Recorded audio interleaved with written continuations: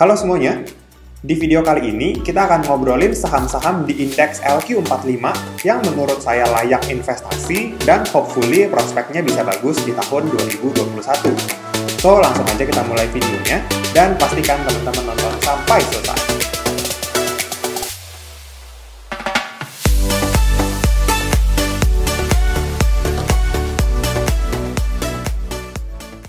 Video ini masih lanjutan dari video episode 41 yang diupload sebelumnya tentang saham LQ45 yang paling cuan dan paling boncos di 2020. Sekarang saya akan kasih pandangan saya tentang beberapa emiten saham di indeks LQ45 yang menurut saya pribadi itu layak investasi dan prospeknya akan bagus di tahun 2021 ini, atau paling lambat di 2022 lah ya. Jadi kalau teman-teman masih bingung mau beli saham apa, teman-teman bisa jadikan video ini sebagai salah satu referensi juga. Tapi ingat ya, disclaimer on. Segala keputusan menjadi tanggung jawab masing-masing investor. So, udah pasti teman-teman harus lakukan research lebih dalam sebelum memutuskan untuk membeli atau menjual. Yuk, langsung aja kita mulai ya. Pertama, saya mau tampilin dulu grafik IHSG. Teman-teman tahu lah ya, di tahun 2020 ini pergerakan market kita itu memang sangat volatile, dan menurut saya ini sangat memorable banget, ini pasti akan saya ingat sampai kapanpun. Jadi IHSG sempat turun 40% dari bulan Januari sampai bottomnya itu di sekitar akhir Maret. Kemudian setelah itu indeks kita rally sampai balik lagi ke level 6 ribuan. So ini bakal jadi kenangan ya buat kita, mungkin jadi kenangan manis buat yang bisa dapat profit banyak, tapi jadi kenangan pahit yang posisinya sekarang masih loss, atau yang sempat cut loss kemarin. Tapi nggak masalah, kita sudah lewati 2020 ini. Sekarang gimana caranya kita menyusun trading plan atau investing plan yang lebih baik untuk tahun 2021? Jadi saya akan kasih pandangan saya ya. Ada beberapa emiten saham yang harganya masih cukup terdiskon, tapi kinerjanya bagus dan saya yakin dia akan membaik di tahun-tahun ke depan. Yang pertama, dari sektor banking. Dan saham pilihan saya adalah BMRI atau Bank Mandiri. Nah, di sini teman-teman bisa lihat, return-nya di tahun 2020 itu minus 17%. So, artinya sampai saat ini, sampai video ini dibuat di awal Januari, harga BMRI ini belum balik ke harga pembukaan di Januari 2020. Padahal, kalau kita lihat ya, rasio fundamentalnya ini masih bagus. ROE-nya masih di atas 10%, NPM-nya masih di atas 10% juga, yang mana itu screening pribadi saya, minimum itu 10%. Kemudian dividen yield-nya ini juga menarik banget, 5,59%. Nah, di sini saya perlu kasih catatan, Bank Mandiri ini adalah salah satu dari sedikit bank yang berhasil mempertahankan kinerjanya cukup baik. Ya, teman-teman bisa lihat di sini ya, ROE-nya dan NPM-nya masih di atas 10%. Kalau kita lihat, Bank BNI dan Bank BRI itu ada yang turun di bawah 10%. Kemudian kalau kita lihat lagi dari dividen yield-nya, ini menarik banget ya. Bank bisa kasih dividen yield 5% lebih. Ya, bahkan deposito di bank aja kan cuma 4% sekian lah ya. Nah, artinya ini akan lebih menguntungkan untuk kita seandainya kita beli saham Bank Mandiri dibandingkan dengan deposito di Bank Mandiri. Gitu ya. So, itu bisa teman-teman pertimbangkan sendiri, tapi ini menarik banget untuk saya. Kemudian kalau kita lihat, PBV-nya itu di 1,59. Yang mana kalau kita lihat di sini, standard deviation band-nya ini masih di antara sekitar minus 1 standar deviasi. Ya, ini masih cukup oke. Seandainya dia balik aja ke mean standar deviasi itu ke 1,83. Nah, ini adalah target ya sebetulnya. Yang mana saya sudah bikinin juga di sini. Jadi target pertama adalah 7.260. Kemudian target price kedua itu adalah 8.100. Nah, menurut saya pribadi, target price 1 ini adalah suatu hal yang mungkin sekali dicapai di tahun 2021. Nah, teman-teman bisa hitung aja, dari 6.300-an kalau koleksi sekarang, naik ke 7.200, menurut saya itu sudah cukup oke ya, return-nya dalam 1 tahun. Dan kalau misalkan bisa naik lebih bagus lagi, ya udah itu rezeki deh, dia bisa naik sampai ke 8.100. Kalau teman-teman tanya dari mana saya dapat angka-angka ini, saya dapat dari support resisten, itu ada di sekitar angka-angka ini, dan juga saya dapat dari perhitungan standar deviasi untuk di PBV-nya. Kalau kita lihat ya, kita geser, di sini teman-teman juga bisa lihat income statement-nya. Dari tahun 2015 sampai tahun 2018, ini cenderung naik, bagus. Terus kalau teman-teman lihat di 2019 memang agak sedikit turun dibanding 2018, tapi yang perlu dicatat di sini adalah net income-nya ternyata bertambah. Memang revenue-nya berkurang, tapi net income-nya naik dari 2018 ke 2019. Nah, ini adalah suatu tanda yang bagus menurut saya. Kemudian kalau di 2020 ya, teman-teman lihat ini datanya sampai kuartal 3, sampai September. Nah, dia itu sudah mencapai segini lah ya, hampir 90 triliun. So, menurut saya ini juga cukup bagus, artinya ketika nanti yang kuartal 4-nya masuk dan ditambahkan, saya rasa ya nggak akan turun terlalu jauh dibandingkan dengan 2019. Oke, kemudian kalau kita lihat balance sheet-nya di sini teman-teman bisa lihat juga ya, bisa perhatikan ekuitasnya, kemudian liabilities-nya, dan asetnya. Nah, perlu teman-teman tahu, kalau kita naruh uang kita di bank, teman-teman taruh deposito atau taruh di rekening, itu akan diperhitungkan sebagai liabilities suatu bank. So, kalau liabilities-nya naik, artinya makin banyak uang yang dikelola oleh Bank Mandiri. Yaitu pastinya bertanda bagus, artinya orang-orang masih percaya sama Bank Mandiri, sehingga mereka taruh dananya, sehingga mereka pakai Bank Mandiri untuk aktivitas sehari-hari. Itu bagus. Kemudian kalau teman-teman lihat equity-nya, ini juga bagus ya, relatif naik, memang di 2020 agak sedikit turun. Ini masih cukup oke ya. Nah, ini kan salah satu bank besar. Kalau teman-teman mau nanya, sebetulnya ada bank second liner juga yang menurut saya cukup potensial. Jadi kalau menurut teman-teman ini kurang cocok, teman-teman bisa pilih Bank BTN atau Bank Pembangunan Daerah Jawa Timur, BJTM. Ya, jadi selain Bank Mandiri, teman-teman bisa punya dua opsi lainnya, yaitu BBTN dan BJTM. BBTN itu bagus, peluangnya masih cukup bagus ya, upside-nya juga masih cukup tinggi, dia masih relatif lebih murah. Sedangkan BJTM menurut saya itu lebih cocok untuk dividend investing, karena dividennya rutin dan setiap tahun bertambah. Nah, itu bisa teman-teman pertimbangkan juga, bebas ya, teman-teman bisa pilih salah satu atau mau koleksi dua juga nggak masalah. Kemudian saya pilih ASII atau Astra International. Nah, kenapa? Balik lagi, saya melihat dari rasio fundamentalnya. Ya, dia masih bisa mencatatkan ROE dan NPM di atas 10%. Ini masih bagus, artinya di kala pandemi, mereka masih bisa bikin profit, masih bisa berkinerja dengan cukup oke. Kemudian dividen yield-nya pun, ya so-so lah ya, nggak terlalu besar, nggak terlalu kecil, di sekitar 3,55%, yang mana menurut saya itu cukup oke, kalau misalkan dibandingin dengan di sektor yang sama. Ya, masih bagus lah, dia masih bisa kasih dividen. Kemudian untuk price to book value-nya, dia masih di 1,58. Padahal rata-rata 5 tahunannya itu PBV-nya di 2,33. Artinya masih cukup jauh nih, dia aja masih di bawah standar deviasi minus 1. Nah, ini masih ada potensi yang cukup menarik di ASI ini. Jadi saya melihat harganya sekarang itu di 6.025, targetnya itu di 7.350, kemudian dia akan naik lagi sampai ke 8.000. Kalau misalkan untuk 1 tahun ke depan, saya rasa 7.350 ini masih bisa disentuh sih. Artinya 20% lah ya dari harga sekarang. Which is, it's a good point. 20% dalam setahun itu bagus lah ya. Kemudian kita akan geser, lihat income statement dan balance sheet-nya.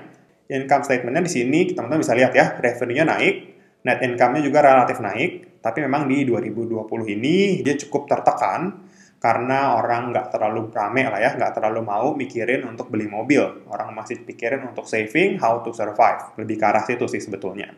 Nah, tapi di sini teman-teman perlu perhatikan juga, ini masih September, jadi nanti seandainya nambah sampai Desember, angkanya juga akan cukup tinggi. Saya rasa nggak terlalu jauh lah ya dari 2019.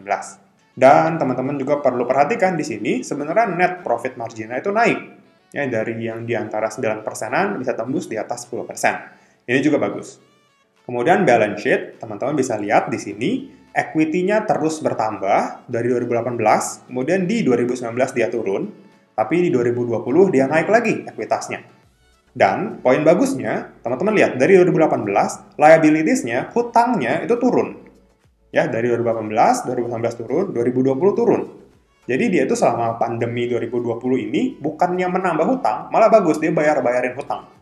Ya, ini adalah salah satu poin yang bagus menurut saya. Dan kalau kita lihat asetnya, ya kurang sedikit lah ya. Ini kurang pun saya rasa karena dikurangi oleh hutang ini. Karena kan equity tambah liability sama dengan aset. Jadi kalau utangnya dibayar, asetnya mungkin agak sedikit berkurang.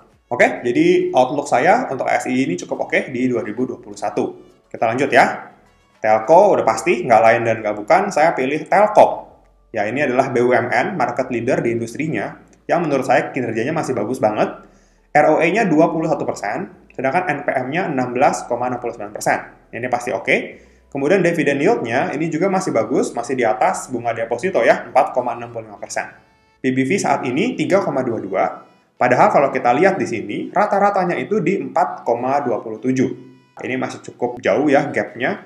At least kalau misalkan dia bisa tembus dari PBV minus 1, targetnya adalah min yang di sini 4,27. Nah, karena itu saya bikin target price itu pertama di 3.750. Kemudian kalau misalkan bagus pergerakannya, dia bisa naik sampai ke 4.000. Itu ya, teman-teman catat aja.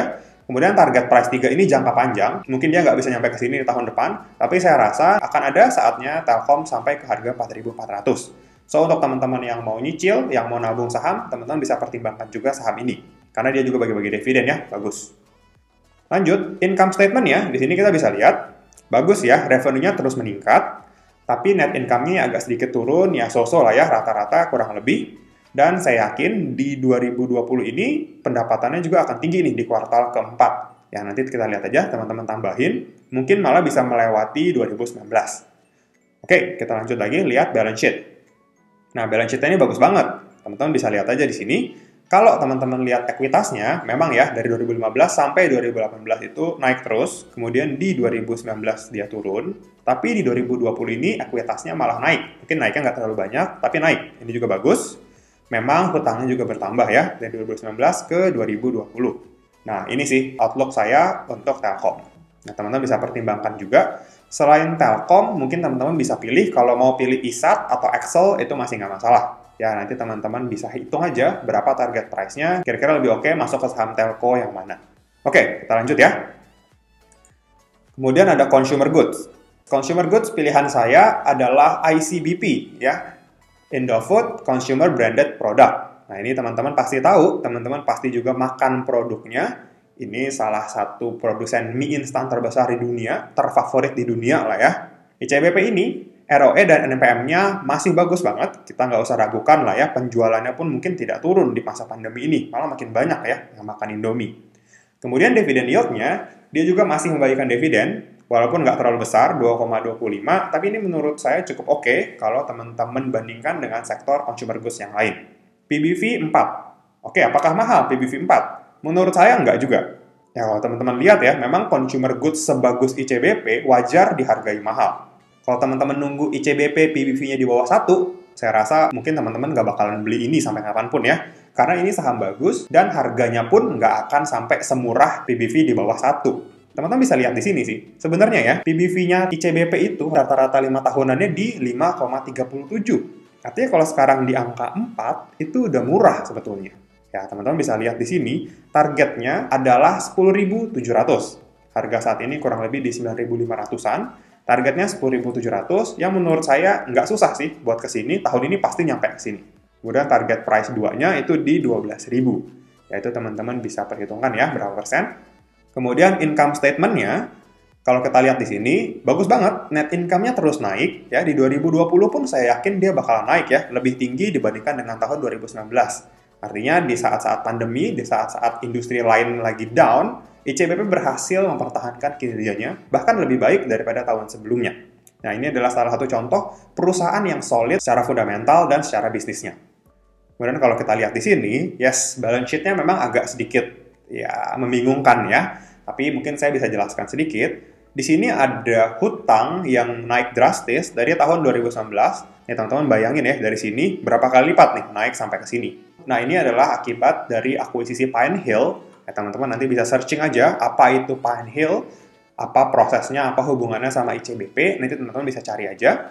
Nah ini adalah proses akuisisi untuk ekspansi ICBP di luar Indonesia. Which is menurut saya cukup bagus langkahnya, walaupun harus dengan berhutang, tapi saya rasa ICBP dengan grup yang solid, dengan bisnis yang solid, dia masih bisa mengatasi dan bisa bayar hutang-hutangnya dengan baik.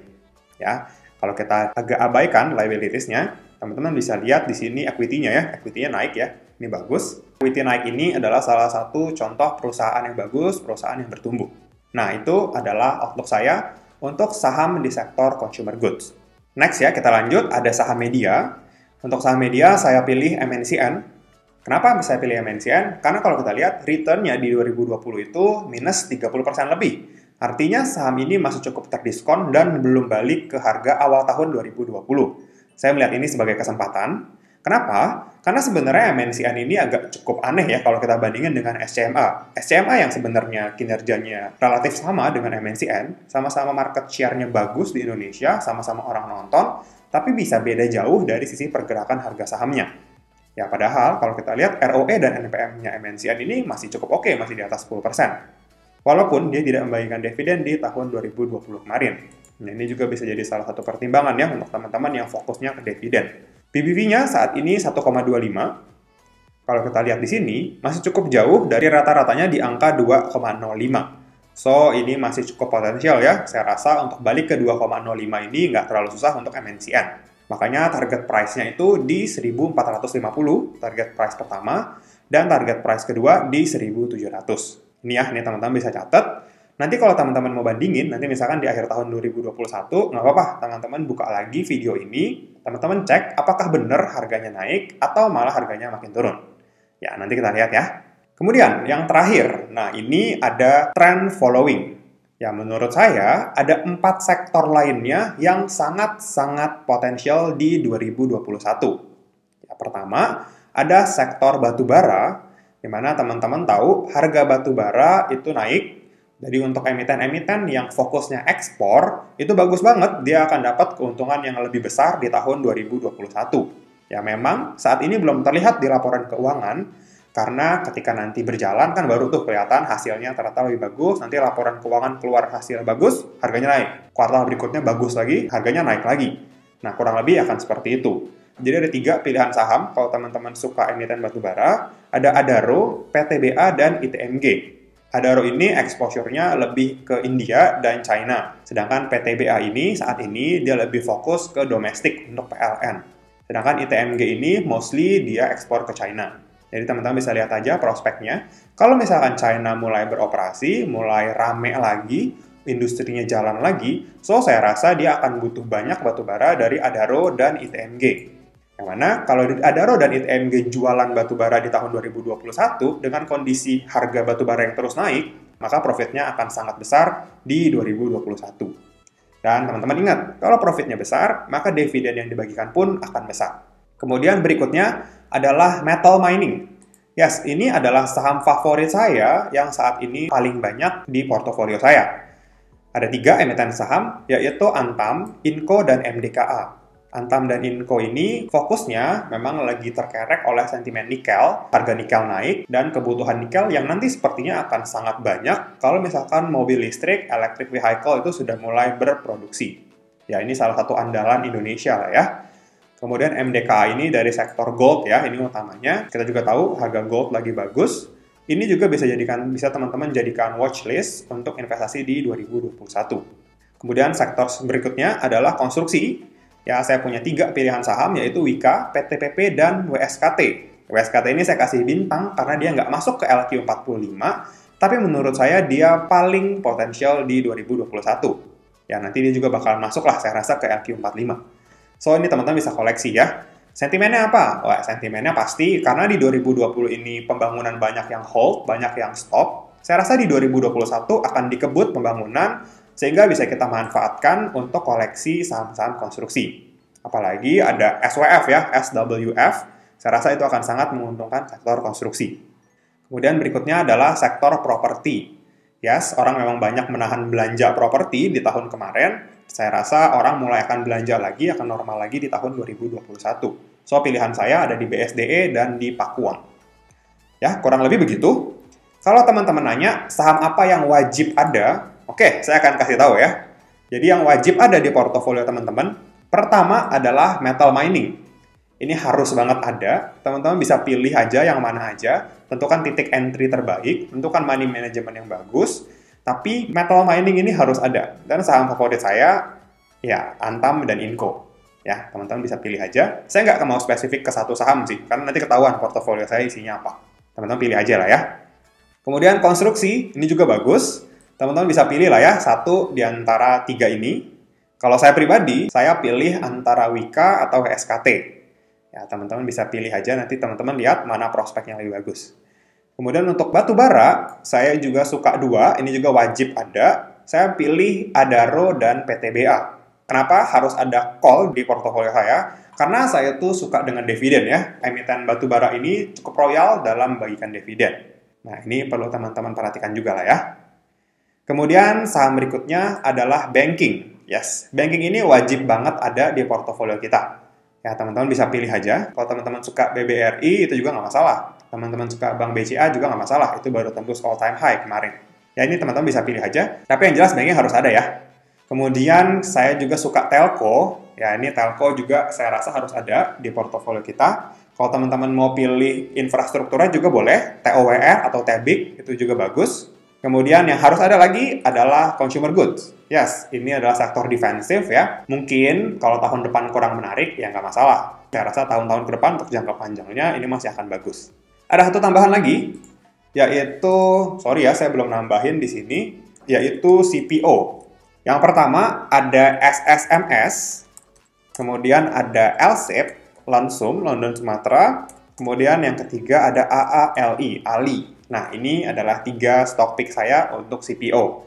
Nah, saya rasa outlook di tahun 2021 market kita akan bullish dengan target di 6.800. Teman-teman catat ya, 6.800 itu target dari saya. Jadi, kalau teman-teman mau koleksi saham, pastikan teman-teman koleksi saham yang lagi uptrend. Jangan dulu koleksi banyak saham yang lagi downtrend. Memang kalau misalkan mau investasi ya boleh-boleh aja. Cuma kalau investasi yang untuk 1 tahun ke depan, saran saya adalah teman-teman beli saham yang lagi uptrend. Jadi kira-kira ada berapa saham di portofolio kita? Pertama, metal mining, ada 1. Konstruksi, ada lagi 1, jadi 2. Coal, ini juga wajib, jadi 3. CPO, ini wajib juga ya, 4. Banking, ini wajib juga, ada 5. Kemudian ditambah telco, 6. Terus ada consumer, ada 7. Ya, teman-teman bisa pilih lah ya, kira-kira yang mana yang paling oke menurut teman-teman.